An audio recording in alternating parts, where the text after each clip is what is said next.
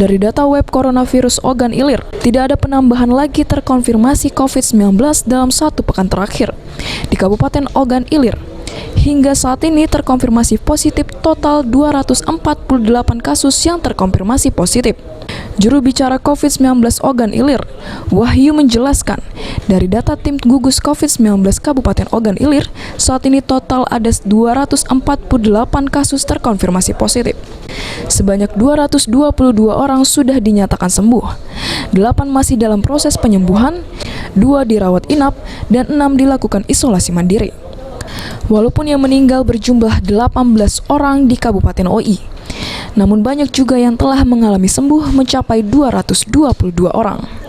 Dari data yang ada, tidak ada penambahan selama 1 pekan terakhir ini, menjadikan Kabupaten Ogan Ilir masuk ke zona kuning kembali. Namun, pemerintah Kabupaten Ogan Ilir menghimbau tentang adaptasi kebiasaan baru untuk masyarakat produktif aman dari virus COVID-19. Masyarakat Ogan Ilir dihimbau untuk tetap menaati protokoler kesehatan COVID-19 dengan menggunakan masker, mencuci tangan, dan tidak berkerumunan. Ahmad Romawi, Paul TV.